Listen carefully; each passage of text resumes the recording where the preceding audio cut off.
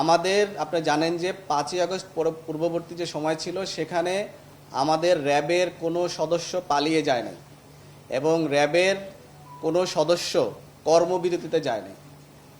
এটা অন্যান্য অনেক বাহিনীর ক্ষেত্রে হয়েছে, কিন্তু র্যাবের কোনো সদস্য, আমাদের এখানে র্যাব একটি কম্পোজিট ফোর্স, এখানে কিন্তু প্রায় 8টা বাহিনী থেকে কিন্তু এখানে আমাদের বিভিন্ন সদস্যরা আসেন।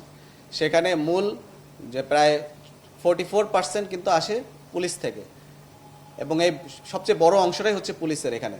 সো কিন্তু এখানে আমাদের কিন্তু যেটা অলমোস্ট 50%-এর কাছাকাছি, অর্ধেক।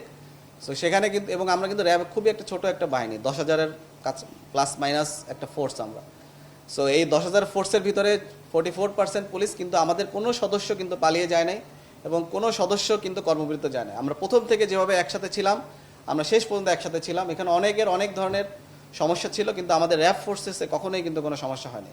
এবং আমি এর আগেও আমরা বলেছি যে ছাত্র জনতার উপরে র্যাবের কোনো সদস্য লিথাল উইপেন, এটা হয়তো আপনারা বুঝবেন, লিথাল, নন লিথাল, লেস লিথাল, এরকম কিন্তু কিছু ভাগ আছে অস্ত্রের। লিথাল উইপেন কখনোই ব্যবহার করা হয় নাই র্যাবের কোনো সদস্য দ্বারা। সো সেইভাবে আমরা কিন্তু সবসময় আছি। সাধারণ ছাত্র জনতার যে আন্দোলন ছিল সেটার সাথে আমরা ছিলাম, সেটার সাথে আমরা আছি, এবং এই যে অভ্যুত্থান, এটাকে সফল করার জন্য এখন আমাদের যা যা করণীয় আমরা কিন্তু সবই করে যাচ্ছি। আমরা 1170 জনকে গ্রেফতার করেছি। এর ভিতরে উচ্চ পর্যায়ে যারা ছিলেন তাদের থেকে প্রায় 39 জনকে আমরা গ্রেফতার করেছিলাম। এরপরে যাদেরকে বিভিন্ন সামাজিক যোগাযোগ মাধ্যমে আমরা দেখতে পেয়েছিলাম 11 জন ছিল, এটা এখন 15 জনের মতো হবে।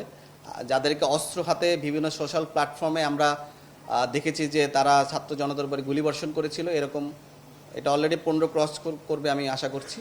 যেটা আমি লাস্ট যেদিন প্রেস ব্রিফিং করেছিলাম সেটা 11 জন ছিল। এছাড়াও আমরা কিন্তু অস্ত্র উদ্ধার এবং যেগুলো গোলাবারুদ, এগুলোতে কিন্তু উদ্ধারে আমরা প্রায় 219টা অস্ত্র উদ্ধার করেছি।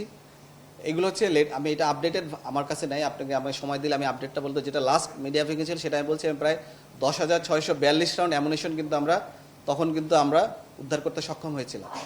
এবং আমাদের এই কার্যক্রম কিন্তু চলমান আছে, এবং আমরা বলতে চাই যে কারো কাছে যদি কোনো তথ্য থাকে এবং যদি কেউ আমাদেরকে দেন, আমরা তাদেরকে সহায়তা করি না, বা সেখানে কোনো কাউকে দেখা যাচ্ছে আমরা করছি না, এই ধরনের কখনোই হবে না। র্যাব সবসময় আপনাদের সাথে আছে, সাধারণ জনগণের সাথে আছে, এবং আমরা সবসময় আমাদের উপর যে দায়িত্ব কর্তব্য যেটা আছে ম্যান্ডেট অনুযায়ী আমরা সেটাকে অনুসরণ করে আমাদের সর্বোচ্চ আমরা করে যাব।